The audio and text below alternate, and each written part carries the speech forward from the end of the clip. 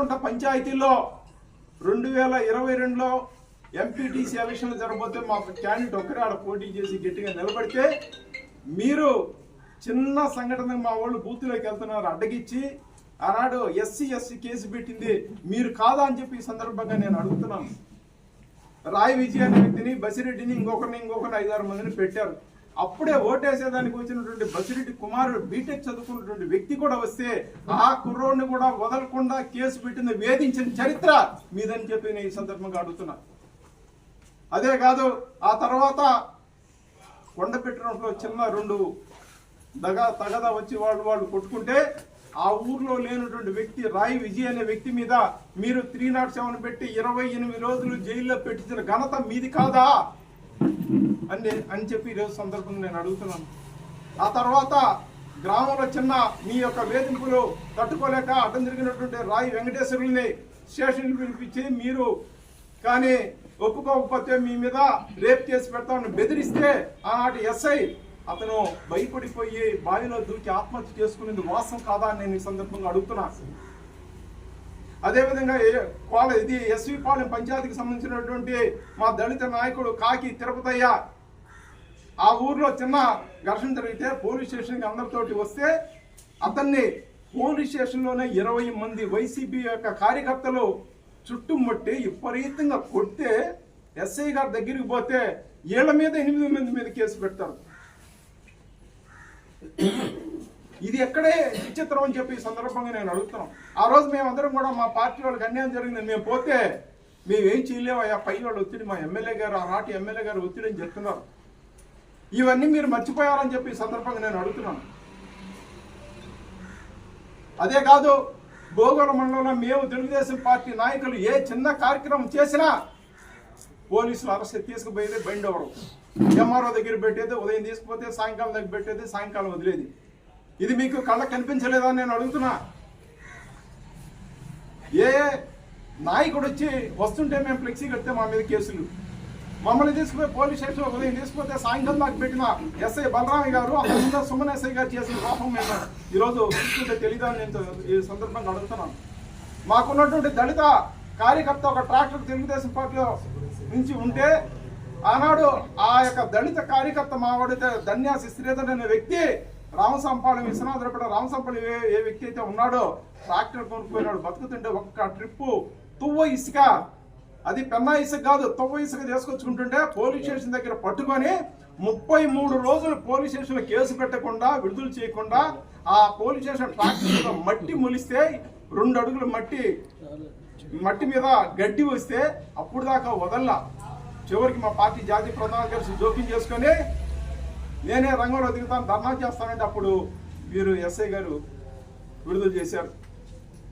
భోగోళ మండలంలో ఏ తెలుగుదేశం నాయకుడైనా మీ మీద దౌర్జన్యం చేసిన సంఘటనలు ఎక్కడైనా ఉన్నాయా సందర్భంగా నేను అడుగుతున్నా. మాకు తెలుగుదేశం పార్టీలో ఒక సంస్కృతి సాంప్రదాయాలు ఉన్నాయి. మా శాసనసభ్యులు దగ్గుమాటి వెంకటకృష్ణారెడ్డి గారు గెలిచిన తర్వాత కేవలం మీ అభివృద్ధి అనే కాన్సెప్ట్తో మమ్మల్ని ముందుకు నడిపిస్తున్నాడు, కానీ ఇలాంటి యదవ సంస్కృతి, రౌడీల సంస్కృతి మాకు మా ఎమ్మెల్యే గారు చెప్పలేదు, ప్రోత్సహించలేదు. మేము కూడా ఆ వైపు ఎక్కడ కూడా ఏ వైసీపీ నాయకులు కానీ కార్యకర్తలను ఇబ్బంది పెట్టాలని మా ఉద్దేశం కాదు. కానీ మీరు ఈరోజు కూడా మీ యొక్క పాత సంస్కృతిని పోగొట్టుకోకపోతే, మీరు ఇంకా మా మీద దౌర్జన్యం చేయాలంటే, మీరు మారణాయుధాలతో మా మీద ఏదో రౌడీని చలాయించాలంటే ఎలా, మీరు ఒక్కసారి ఆలోచించమని నేను అడుగుతున్నాను. మా భోగోళ మండల పదార్థ పంచాయతీలు ఏ నాయకుడైనా ఏ వైసీపీ నాయకుడి మీద ఏమైనా దౌర్జన్యం చేశారని చెప్పి ఈ సందర్భంగా నేను అడుగుతున్నా. మీరు ఈరోజు కూడా ప్రతి విషయంలో కూడా మీ యొక్క గత సంస్కృతిని, గత పద్ధతులు మార్చుకోవాలని చెప్పి ఈ సందర్భంగా మీరు ఇంకొకసారి మీ పత్రికా విలేకరుల ద్వారా, పత్రికా ప్రింట్ మీడియా, ఎలక్ట్రానిక్ మీడియా ద్వారా వారికి వినయించుకుంటూ సెలవు తీసుకుంటాం.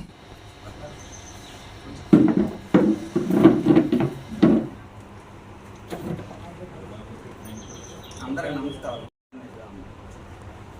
మా ఊర్లో పాత గుడి మార్చడం ఉంటుంది, దాని పక్కన మా ఇల్లు ఉంది. మా ఇంటి పక్కన మా స్థలం ఉంటే గ్రామస్తులు అందరూ వచ్చి ఈ స్థలము మాలస్వామి గుడికి ఇవ్వండి, ధ్యానం పెట్టుకోవాలని అడిగారు.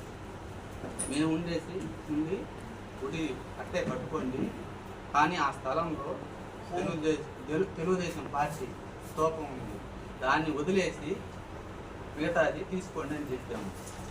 కానీ వాళ్ళు దానికి ఒప్పుకోలేదు. ఆ స్తంభం తీసేయాల్సిందే, గుడి కట్టాల్సిందని అడిగారు. కానీ ఆ గుడికి దీనికి సంబంధమే లేదు, వాళ్ళు కావాలని చేశారు. మేము దానికి ఒప్పుకోలేదు. ఇది 10-15 రోజులు జరుగుతూ ఉంది గొడవ. మేము ఒప్పుకోరా దానికి వాదన జరుగుతూ ఉండేసరికి ఒక రోజు దానికి అందరూ వాళ్ళు మేము మాట్లాడుకుంటుంటే వెనక నుంచి వచ్చి గూపి చిన్నకృష్ణయ్య, గూపి రామయ్య వాళ్ళు కర్రలో రాళ్ళు తీసుకొని వచ్చి వెనకాలకు వచ్చి మా అన్నని తల మీద కొట్టేశారు. కొట్టేసరికి వెళ్ళి ఆయన ఒళ్ళంతా నెత్తురు, తలకాయ పగిలిపోయి కింద పడిపోలేదు. అప్పుడు మేము భయపడి ఆయన్ని తీసుకొని కావలికి పోతే లేట్ అవ్వద్దని, నెల్లూరు పోతే లేట్ అవ్వద్దని కావలికి వెళ్ళాం. కావలికి వెళ్ళేసరికి ఆయన నెత్తురు నోరులో అంతా నెత్తురు కట్టుకున్నాడు. పెద్ద హాస్పిటల్కి పోతే ఆడ కేసు కూడా రాయించుకోవడానికి లేట్ అవ్వద్దని ఆడ పంపించేసారు నెల్లూరుకి. నెల్లూరు మెడికవర్ హాస్పిటల్కి వెళ్ళి ఆడకి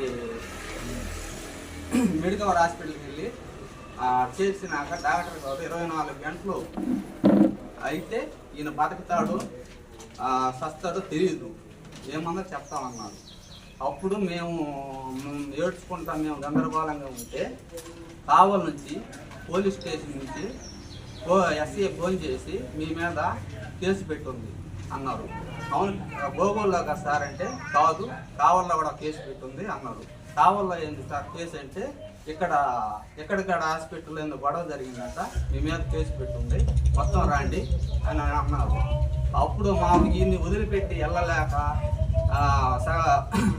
మేము అప్పటికి 2 రోజులు లేకొస్తానంటే ఒప్పుకోవాలా వెళ్ళేరు. అప్పుడు మా బోగుల మండలం వెళ్ళి ఏం సార్ మా కేసు మండలం ఏందని అడిగితే మీ కేసు లేదు ఏమీ లేదు, మా ప్రతాప్ కుమార్ రెడ్డి చెప్పాడు అన్నారు. కేసు రాయిస్తారు తీసుకోండి అంటే మడిసి ఏడా పెట్టుకోండి, మీ కేసు లేదు ఏమీ లేదని అడిగారు. అప్పుడు మేము తెల్ల మొహాలు వేసుకొని వెనక్కి తిరిగి వచ్చి కావలకు వస్తే ఆడ మమ్మల్ని చిత్రహింసలు పెట్టారు. అప్పుడు అక్కడ మనిషి సస్తాడో బతకతాడో అదో టెన్షన్లో మేముంటే వీళ్ళు మమ్మల్ని ఏది ఇచ్చి 1 టౌన్ అంటే 1 టౌన్ 2 టౌన్ అటు ఇటు తిప్పి మమ్మల్ని గందరగోళం చేశారు. అప్పుడు మమ్మల్ని పట్టించుకున్న నాదుడే లేడు, మాకై మేమే ఇబ్బందులు పడి గందరగోళం చేసాము. అప్పుడు అలా జరిగితే మేముంటే